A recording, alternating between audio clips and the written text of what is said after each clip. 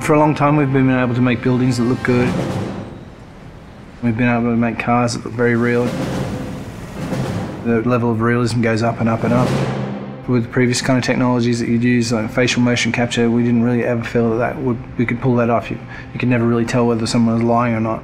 With this technology, what you see is what you get. I'm always happy to help the LAPD.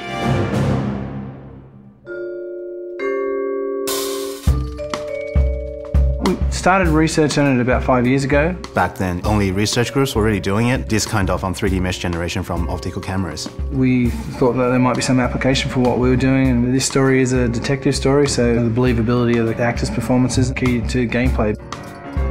That's one of the key strengths of our system. We can actually see all the subtle features that animation, traditional ones, just can't do. Cole Phelps, traffic. What have we got?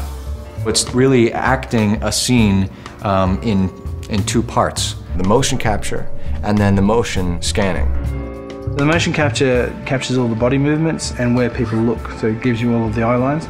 Regulator valve. Good find. Then we move over to this studio where an actor would typically go into makeup in the morning and then have their hair done in a 1940s hairstyle. Then they'd come into a room and sit in the seat behind me, and what the rig does is capture a volume around them. You've got cameras not only around, but also looking upward and downward as well. So any kind of movement is going to cut out some of the information. And they deliver their lines, and as they talk, they get processed and turned into 3D. And action. So the guys' names that I've been seeing doing the repairs on the heaters, they're fully licensed and accredited. We go from 2D videos to 3D meshes. I think you're lying, Rasik. I think some of your men aren't fully licensed. To compressed versions for the game. I think some of your men aren't fully licensed. You're desperate to cover your sales. The level of detail is just so high that they're just like a real person in life. You're gonna lose your wife and probably end up in the big house. I hope she was worth it.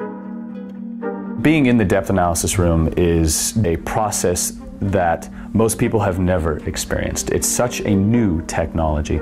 It's a constant close-up is what it is, but it's a close-up from 360 degrees. There's something pretty special about knowing that you will be recreated, but in another type of form. I saw myself today. Blow it off, Cole.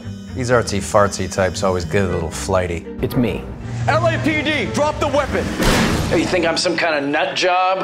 What proof have you got?